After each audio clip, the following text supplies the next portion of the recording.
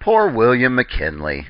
Grover Cleveland gets to be on the $1,000 bill, and William McKinley is stuck slumming it on the $500 bill. If you have it in your pocket, you can pull it out and take a look at Mr. McKinley. I know. I just throw mine in the trash. If it's anything less than a Cleveland, I don't need a McKinley note. Anything less than a Cleveland is not worth my time. But we also know that Mr. McKinley was unfortunate for other reasons, as we learned in last lesson. President McKinley was assassinated, leading to the rise of Theodore Roosevelt, the hero of the Spanish-American War. Became the youngest president in American history. And President Roosevelt had a different approach to American empire than before. He said it's no longer necessary for us to go out and actively wage war and conquer. We don't need to own all these territories if we can much more subtly manipulate the rest of the world into maintaining environments that serve the best interest of the United States. He's widely quoted to have said, "Speak softly and carry a big stick." Speak softly, that is, engage in negotiations, be diplomatic, enter into agreements, build friendships, relationships of trust with the rest of the world. But carry a big stick. It means continue to grow American military power and continue to flex American military power. The hallmark of a successful military is really when you don't have to use it. If your military is strong enough that everybody is afraid to mess with you, then you get your way without having to go to war. Speak softly, carry a big stick. It's unnecessary to use force to achieve foreign policy goals so long as the military could threaten force. And that's the way Roosevelt operated to push his agenda and the agenda of the United States on the rest of the world. And probably the most important way he did this was in the construction of the Panama Canal. We hinted at this earlier, and we'll see it in more detail in a moment, but before the Panama Canal, it was necessary to sail all the way around the southern tip of South America to travel long distance. When in the middle of the hemisphere in Central America, there's a very narrow point. If we could just cut through that narrow point and build a canal, well, then we'd be able to sail right across it, and then transportation from the eastern half of the world to the western half of the world would be easy peasy Japanesey. That, I don't know, I'm probably not allowed to say that in 2023, so if you don't see any further videos from me, it's me packing my things. France had tried to do this in the past, 1881, 1894, but those efforts collapsed, mostly due to disease. The workers kept getting struck down with malaria. We'll see the story of how Roosevelt and the United States of America made it work, and how that involved big stick diplomacy. Panama belonged to Colombia. Colombia wasn't being as cooperative with the United States as Roosevelt would have liked, so he used that big stick diplomacy to support the Panamanians in rebelling, breaking off, and declaring independence. He immediately recognizes Panama as an independent country, and then it's full speed ahead in the construction of the Panama Canal. Politics aside, by the way, Panama Canal is an absolute marvel of engineering. So you'll hear that story further in the next video. After the Panama Canal video, you'll see a video that tells about the Roosevelt corollary, the Roosevelt corollary to the Monroe Doctrine. The Monroe Doctrine, going all the way back to the fifth president, James Monroe, he said that the United States is not going to tolerate expansion of European imperialism in the Americas. All right, it wasn't a threat to kick European powers out, but he said no more, no more. The British, the Spanish, the French, the Luxembourgians, at least theoretically, are no longer going to be allowed to come across the ocean and take any territory in the Americas.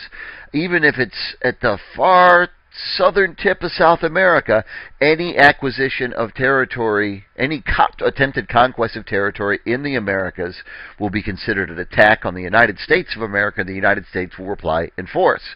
But this is President James Monroe, the fifth president of the United States. The Monroe Doctrine didn't have any teeth.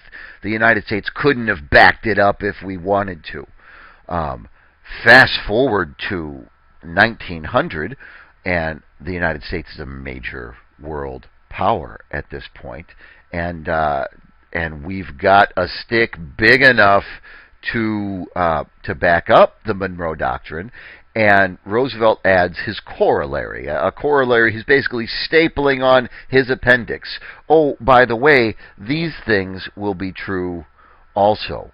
And the corollary says that the United States, not only will we prevent any foreign powers from conquering any territory in the Americas, but we will also be the international police power.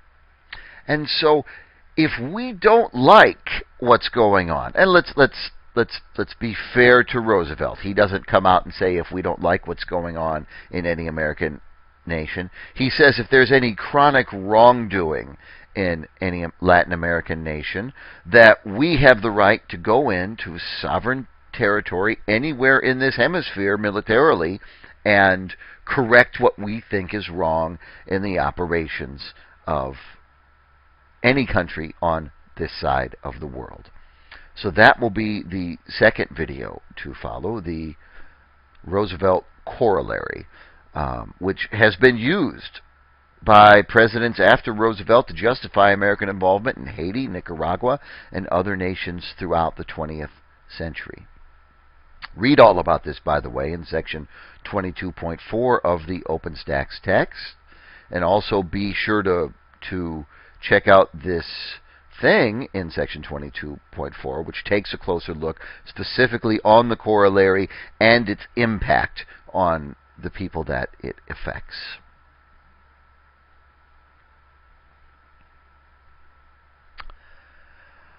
And then we will turn back to the Eastern Hemisphere, and we'll hear about a conflict between Russia and Japan. Roosevelt's speak softly, carry big stick policy, and the success of our open door policy in China had left us without the need to acquire any territory in Asia or on mainland Asia, or to establish a strong military presence. When Russia and Japan go to war, particularly over control of Korea, that leaves us wringing our hands at our inability to influence policy over there in a way that maintains a stable balance of power so that we can continue to tap into these markets. The Russo-Japanese War, which we don't talk nearly as much, but the Russo-Japanese War is incredibly impactful. In fact, I've heard some historians refer to it as World War, get a cough right in the microphone, as World War Zero. So the third video to follow will tell the story of the Russo-Japanese War and how big stick policy didn't make the Americans influential in it, but the speak softly policy did. How the United States was able to step in as a negotiator and bring the two sides to an agreement where Japan would control Korea and Japan would get several former Russian bases in Manchuria. These negotiations will earn President Roosevelt the Nobel Peace Prize. Although it's going to kind of backfire when Japan later exercises its authority to force American businesses out of Manchuria, Chinese region. Roosevelt's less than happy about that, so he picks the big stick up and he sends a naval fleet, not to go to war, but just to flex and show, hey, don't mess with us. Don't mess with us. He plays it off. He plays it off as a goodwill tour, but really it's to show Japan, hey, you do not want to mess with the United States Navy. The goal is to make Japan afraid of United States naval power, and it works. It works really, really well. It works super duper well. It works so well that, as we'll see in a later lesson, less than 30 years later, Japan's going to get real nervous about the buildup of the U.S. Navy in the Hawaiian base of Pearl Harbor. So afraid that Japan's going to have to pick up... excuse me, I'm not trying to justify their actions. Japan is going to feel like it has to pick up a big stick of its own and bomb our naval bases on Pearl Harbor. But that's getting a little ahead of us. So please watch the 3 videos that follow in the playlist. First, you'll hear the story of the Panama Canal. Then we'll take a closer look at the Roosevelt Corollary, followed by hearing about the Russo-Japanese War, otherwise known as World War Zero.